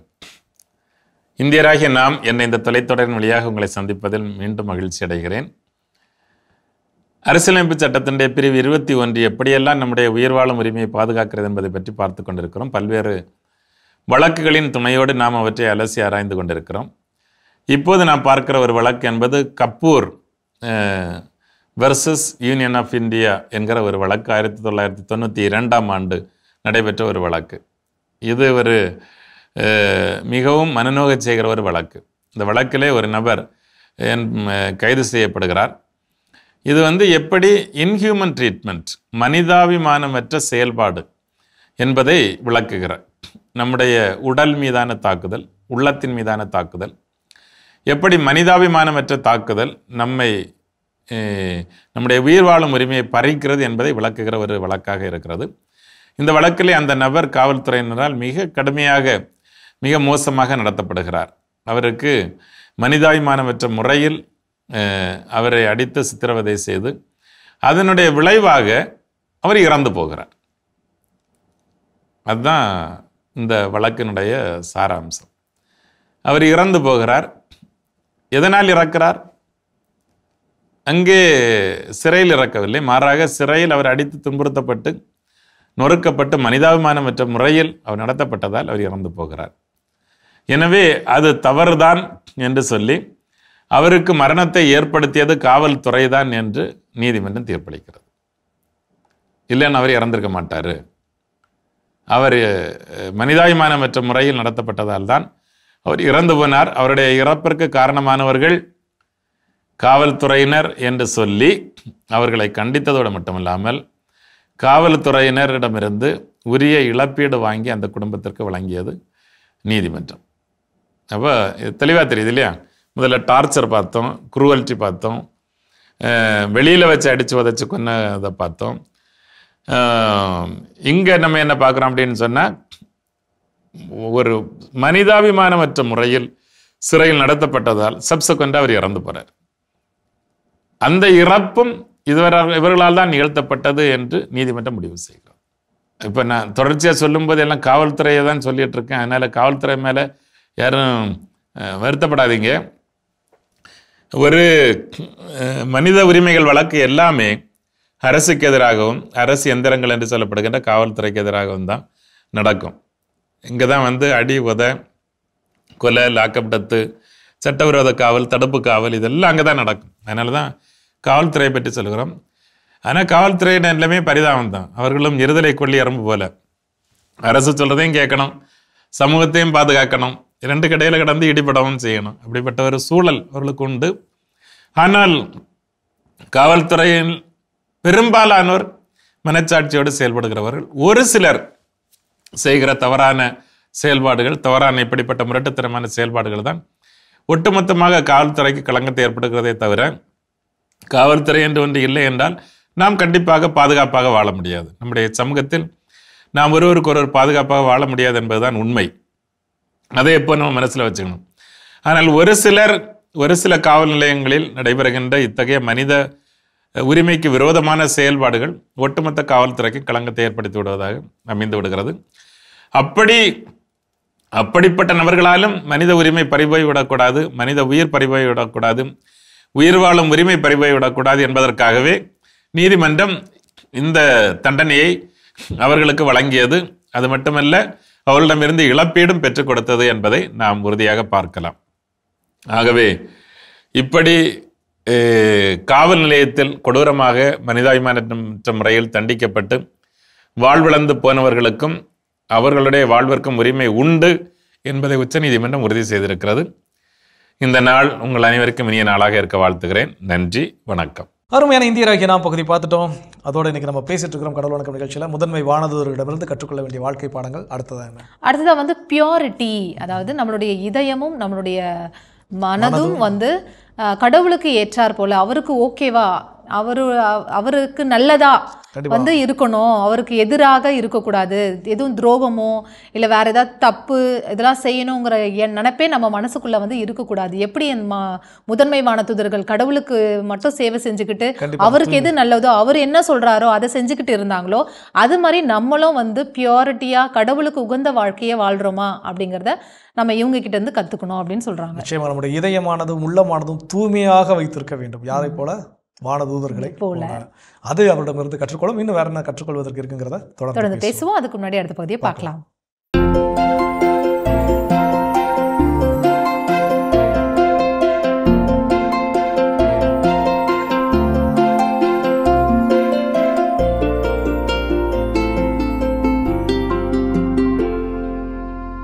அனைவருக்கும் வணக்கம். இன்றைய பதிவில் நான் சொல்லக்கூடிய ஒரு முக்கியமான விஷயம் என்னென்னா, நம்மளுடைய தாய்வான் நாட்டிற்கு சென்ற அனுபவத்தில் நம்மளுடைய விவசாயிகள் எதை வந்து கையில் எடுக்கலாம் அப்படின்னு சொன்னால், கடலோரத்தில் இருக்கக்கூடிய உப்பு படிந்த அல்லது உப்பால் பாதிக்கப்பட்ட இடங்களில், விவசாயம் செய்ய முடியாத இடங்களில் தயவு செய்து இருக்கக்கூடிய சூழ்நிலையை பயன்படுத்தி மாடு வளர்ப்பு, கோழி வளர்ப்பு, வான்கோழி வளர்ப்பு, முக்கியமாக பன்றி வளர்ப்பு, இந்த காரியங்களை நம்ம செயல்படுத்த முடியும். அதை தான் நான் கண்ணில் பார்த்துட்டு வந்தேங்க. இப்போ உதாரணத்துக்கு நம்ம பார்த்த ஒரு முக்கியமான விஷயம் என்னென்னா, கடலோரங்களில் அங்கே இருக்கக்கூடிய நிலம் விவசாயத்திற்கு பயன்படாது அப்படிங்கிற மாதிரி இடத்துல பெரிய குட்டைகள், அகழிகள் தோண்டி அதில் வந்து வாத்துக்கள் வளர்க்கிறது, கூஸ் வாத்து வளர்க்கிறது, இந்த தொழில்நுட்பத்தை வச்சுருக்காங்க. இரண்டாவது, 42,000 எண்ணிக்கையில் வளர்க்குற அளவுக்கு பன்றி வளர்ப்பை மேற்கொள்கிறாங்க. இதனுடைய நன்மை என்ன அப்படின்னு சொன்னால், இதிலிருந்து வரக்கூடிய கழிவு ஒரு நல்ல உரமாக விற்பனை பண்ணக்கூடிய வாய்ப்பாக இருக்குது. ரெண்டாவது, அதிலிருந்து பல்வேறு விதமான உபப்பொருள்கள் தயாரிக்கிறது. உதாரணத்துக்கு இயற்கை உரங்கள், இன்னும் கொஞ்சம் பொருள்களை சேர்த்து, உதாரணத்துக்கு நீங்கள் வச்சுருக்கக்கூடிய பொருளில் தழைச்சத்தும் மணிச்சத்தும் மட்டும் இருக்குன்னா, இன்னும் மணிச்சத்தும் சாம்பல் சத்தும் இணைந்த பொருளை சேர்த்து அதை ஒரு முறையான இடுபொருளாக தயார் பண்ணி வெளியில் விற்கிறாங்க. மூணாவது, அந்த நிலையம் ஃபுல்லாக முடிந்த அளவுக்கு சூரிய ஒளி தகடுகள் பொருத்தி அதிலேருந்து மின்சாரம் உற்பத்தி பண்ணுறாங்க. அப்போ மின்சார உற்பத்தி, மரபுசாரா எரிசக்தி உற்பத்தி, அடுத்து நமக்கு கறி கிடைக்கக்கூடிய ஒரு அமைப்பு. இந்த மாதிரி ஒரு காரியத்தை முடிஞ்ச அளவுக்கு நம்மளுடைய எங்கே வந்து நம்மளால் ஒரு விவசாயத்தை கையில் எடுக்க முடியலையோ அந்த மாதிரி இடங்களில் இந்த காரியத்தை நம்மளால் செய்ய முடியும். இதற்கான உணவு முறைகள் என்ன? முடிஞ்ச அளவுக்கு இந்த உணவு முறைகளை பக்கத்தில் இருக்கக்கூடிய ஒரு பகுதியிலேருந்து, எங்கே வந்து இப்போ நெல் விவசாயம் இருக்குது அப்படின்னா, நெல்லோட அந்த வைக்கோல் இருக்குது பார்த்திங்களா, அந்த வைக்கோலை ஊற வச்சு அதை பிரித்தும் அதோட ஒரு சில உணவுப் பொருள்களை சேர்த்தும், முக்கியமாக நம்மளுடைய கோழி கழிவு இருக்குது பார்த்திங்களா, கோழி கழிவும் இந்த தென்னை வைக்கோலும் சேர்ந்த அமைப்பை நல்லா கரைச்சி இதை வடிகட்டி காய வச்சு இதிலிருந்து உருவாக்கின ஒரு பொருளை பயன்படுத்துறதுனால மிகவும் குறைந்த பொருளில், குறைந்த உற்பத்தி செலவில் ஒரு புல் வளர்க்குறது. ஒரு முறை என்ன சொல்கிறது, நெல் போன்ற முக்கியமான பயிர்கள் வளர்க்கும் இடம் மட்டும் இல்லாமல் அதை சுற்றி இருக்கக்கூடிய சாதாரண பகுதிகளில் இந்த மாதிரி குறைந்த விலை தழைச்சத்து மணிச்சத்து உள்ள இந்த பொருள்களை போடுறப்ப முறையான புல் வளர்கிறத உறுதிப்படுத்துகிறாங்க. இந்த புல் வளர்கிறதையும் இது இல்லாத அந்த சிறுதானியங்கள் வளர்க்குறது, இந்த சிறுதானியங்களை பயன்படுத்தி குச்சி தீவனம் உருவாக்குறது. இந்த குச்சி தீவனம், புண்ணாக்கு கரைசல், புல், இதை மட்டுமே பயன்படுத்தி இந்த கால்நடைகளை வளர்க்குறாங்க. ஏஐ தொழில்நுட்பம், ஆர்டிஃபிஷியல் இன்டெலிஜென்ஸ் அப்படின்னு சொல்லக்கூடிய ஒரு பல்நோக்கு தொழில்நுட்பத்தை அவங்க பயன்படுத்துகிறப்ப ஒவ்வொரு மாடுகளுக்கும் பன்றிகளுக்கும் காதில் ஒரு சின்ன சிப்பு மாட்டிடுறாங்க. இதால் என்ன நடக்கும்னா, அதோடைய உடம்புல ஒரு நோய் வந்தாலோ, அதுக்கு ஊசி போடாமல் விட்டுட்டாலோ, அல்லது அந்த கவனிக்காமல் இருந்தாலோ எல்லாமே நமக்கு மொபைலில் ரெக்கார்டில் வந்துடுது. இந்த நம்பரில் இருக்க மாடுக்கோ பன்னிக்கோ நம்ம ஊசி போடலை, அப்போ அதை கரெக்டாக எடுத்து ஊசி போட வாய்ப்பு இருக்குது. அப்போ அதோட எடை குறையா இருக்குது, அது நல்லா நேற்று உணவு சாப்பிடலை, நேற்று இவ்வளவு தான் கழிவு கொடுத்துச்சு அப்படிங்கிற எல்லா தகவலும் மொபைலில் வருது. அப்போ அதை நம்ம கவனிக்கிறப்ப நமக்கு உற்பத்தி அதிகமாகுது, வெற்றி அதிகமாகுது. இந்த மாதிரி விஷயங்களை நான் இந்த நிகழ்ச்சிக்காக சுருக்கி சொல்கிறேங்க. வேணுங்கிறவங்க கீழே நம்பரில் கேளுங்க, விளக்கமாக சொல்கிறேன். மீண்டும் சந்திப்போம். சிறப்பான உழவும் உயர்வும் பகுதியை பார்த்துட்டு வந்துட்டோம். இன்னைக்கு வந்து முதன்மை வானதூதர்கள் அவங்க கிட்ட இருந்து நிறைய விஷயங்களை இன்னைக்கு வந்து நம்ம கற்றுக்கிட்டு இருக்கோம். அடுத்தது எந்த குவாலிட்டி அவங்க கிட்ட இருந்து கற்றுக்கணும்? அடுத்தது நம்ம எல்லாருக்குமே சின்ன வயசுலையோ இல்லை இப்போ கூட ஒரு சில பழக்கங்கள், ஒரு எண்ணங்கள் இருக்கலாம். இப்போ ஒரு சண்டே மாசுக்கு போகிறோம், ஒரு ஃபாதர் பயங்கரமாக பிரசங்கம் வைக்கிறாருன்னா, ஐயோ இவர் ரொம்ப நேரம் பிரசங்கம் வைப்பாரு, நம்ம பேசாமல் ஈவினிங் பாஸுக்கு என்ன பண்ணலாம், வரலாம், போகக்கூடிய இடத்துல இன்னமும் இருக்கிறாங்க. சில நேரங்களில் ஆல்டர் பாயாக இருக்கிறவங்களுக்கு இல்லை சர்ச்சில் யாராவது போயிருந்தாங்கன்னா அவங்கள்ட்ட ஃபோன் பண்ணி கேட்பாங்க, காலைல 6 மணி பூசை யார் வச்சா, பெரியவரா சின்னவரா, ஓகே பெரியவர், அப்போ 8 மணி பூசை சின்னவர் தான், அப்போ பிரச்சனை இல்லை, அவர் சீக்கிரம் முடிச்சிருவாரு, பெரியவர்னா ரொம்ப நேரம் ஆக்குவார். அப்போ என்ன அப்படின்னா, நான் கடவுளோடு நேரத்தை செலவிடுறதுல கூட நம்ம என்ன பண்ணுறோம், கணக்கு பார்த்துக்கிட்டு இருக்கிறோம். ஆனால் அந்த வானதூதர்கள் இடைவிடாமல் கடவுளை புகழ்ந்து துதித்து கொண்டே இருக்கிறார்கள். பிரைஸ் அண்ட் வொர்ஷிப், எப்போ பார்த்தாலும் இடைவிடாமல் மகிழ்ச்சியோடு, அது உற்சாகத்தோடு, அந்த உற்சாகத்தோடு மகிழ்ச்சியோடு கடவுளை துதிக்க ஆராதிக்க நாம் கற்றுக்கொள்ள வேண்டும். ஓகே, சூப்பராக சொல்லியிருக்கீங்க ஜோஸ். தொடர்ந்து பேசுவோம். அதுக்கு முன்னாடி அடுத்த பகுதியை பார்க்கலாம்.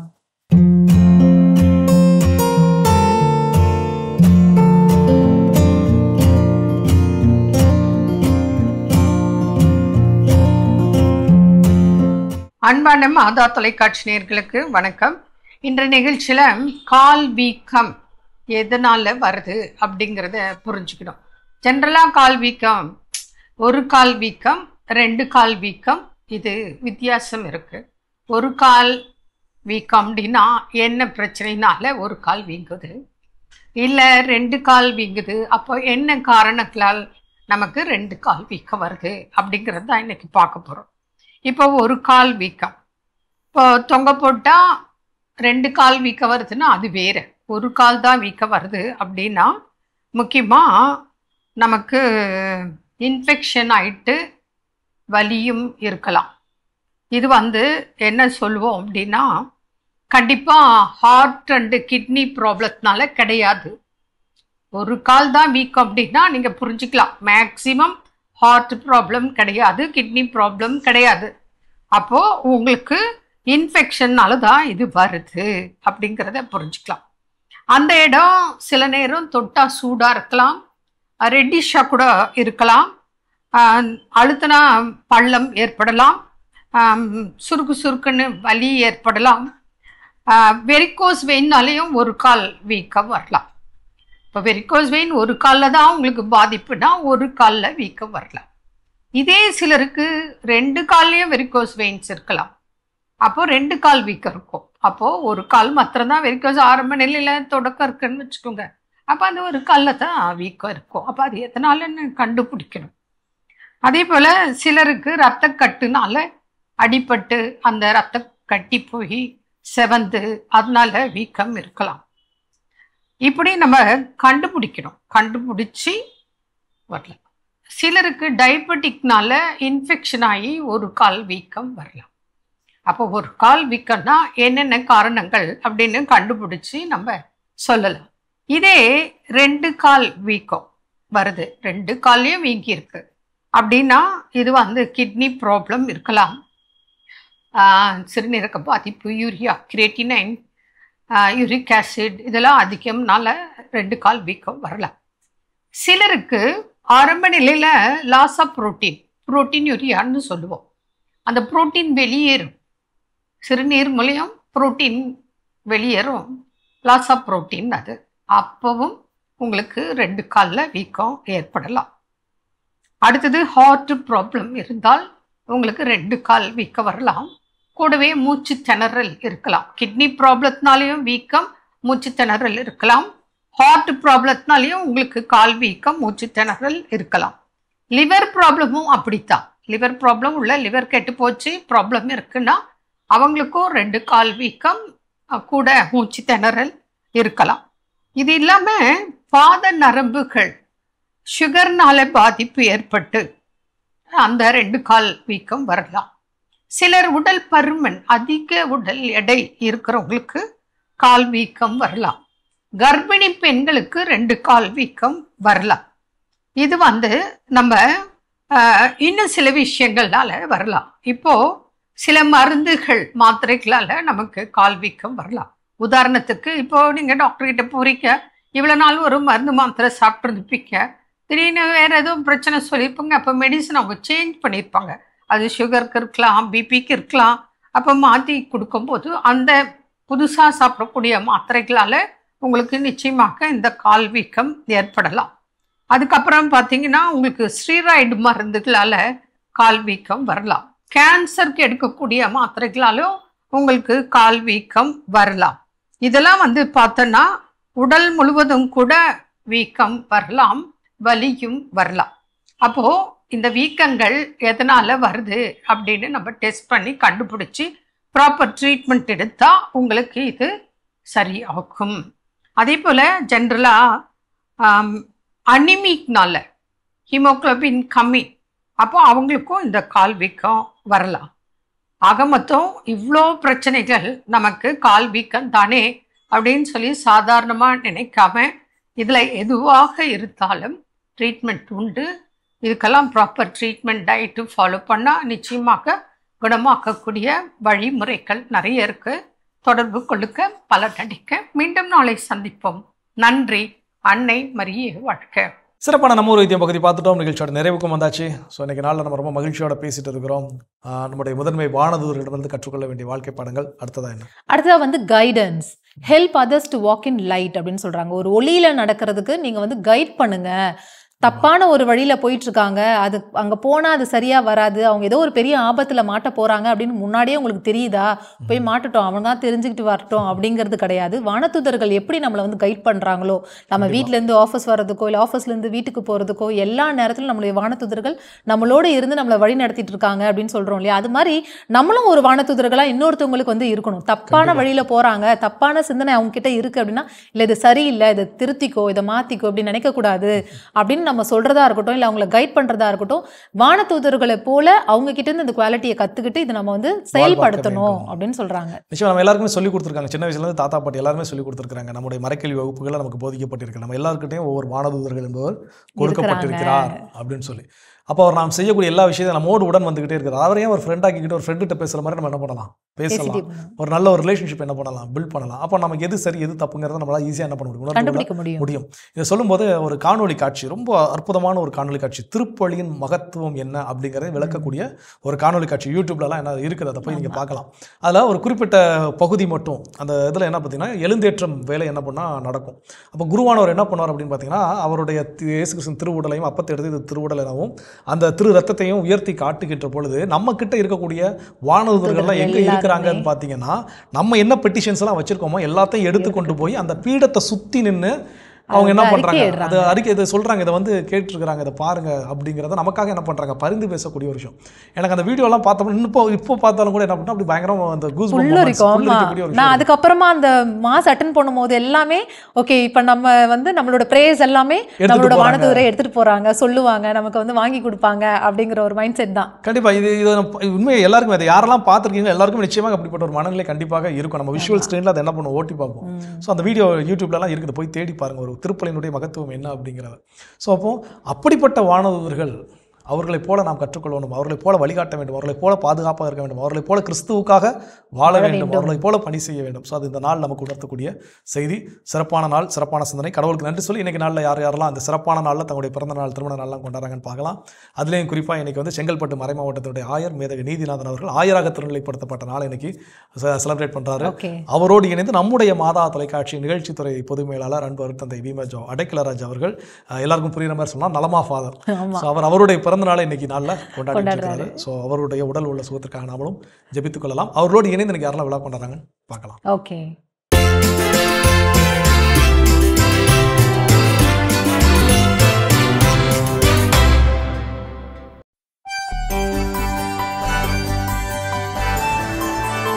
திருத்தூதர்களின் வழித்தோன்றலாய் அருட்பொழிவு செய்யப்பட்ட செங்கல்பட்டு மறை மாவட்டத்தின் ஆயராக பணிபுரியும் மேதகு அந்தோணிசாமி நீதிநாதன் அவர்கள் ஆயராக திருநிலைப்படுத்தப்பட்ட நாள் இன்று. ஆயர் அவர்களின் இறையாட்சி பணி மேலும் சிறக்க மாதா தொலைக்காட்சியின் வாழ்த்துக்களும் ஜெபங்களும்.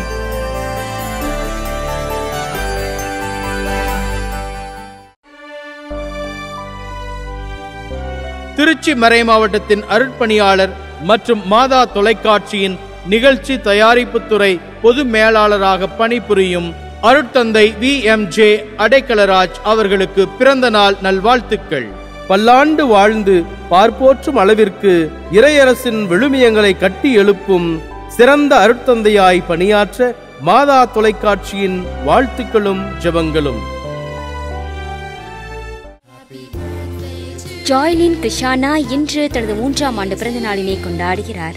இவரை வாழ்த்துபவர்கள் அப்பா அருண், அம்மா ஜெனி, சகோதரர் கெவின், தாத்தா தனராஜ், பாட்டி ஷீலா, ஆரோக்கிய பீட்டர், அமலா, ஜோனா, ஃபெலிக்ஸ், மெர்சி, குடும்பத்தினர், உறவினர்கள் மற்றும் நண்பர்கள். அன்பானவர்களை, இன்று விழா கொண்டாடும் உங்கள் அனைவருக்கும் இறைவன் தரக்கூடிய அன்பான பரிசு திருப்பாடல் 91:6. இருளில் உழவும் கொள்ளை நோய்க்கும் நண்பகலில் தாக்கும் கொடிய வாதைக்கும் நீர் அஞ்ச மாட்டீர். இந்த இறையாசியோடு நீங்கள் வாழ நாங்கள் ஜெபிக்கிறோம். அன்பார்ந்தவர்களே, புனித வாழ்வு வாழ துணிவோம், புனிதராவோம் என்ற இந்த ஒரு சிந்தனையோடு இன்றைய கடல் வணக்கம் நிகழ்ச்சியை நாங்கள் நிறைவு செய்கிறோம். இந்த நாள் இனிய நாளாக அமைய மாதா தொலைக்காட்சியின் வாழ்த்துக்களும் ஜெபங்களும். மீண்டும் உங்களை கடல் வணக்கம் நிகழ்ச்சியில் சந்திக்கும் வரை உங்களிடமிருந்து விடைபெறுகின்றோம். இயேசுவுக்கே புகழ், மரியே வாழ்க. நீ ஆர்ட்ஸ் தானடா படிச்ச, எப்படி ஐடில வேலை பார்க்குற? எந்த டிகிரினாலும் பரவாயில்லண்ணா. சென்னையில் இருக்க எஸ்எல்ஏ ஐடி ட்ரைனிங் இன்ஸ்டியூட் தான் நான் ட்ரைனிங் எடுத்தேன். மாதம் 30,000 சம்பாதிக்கிறேன். சூப்பர்டா. For IT training and placement contact 8870767784.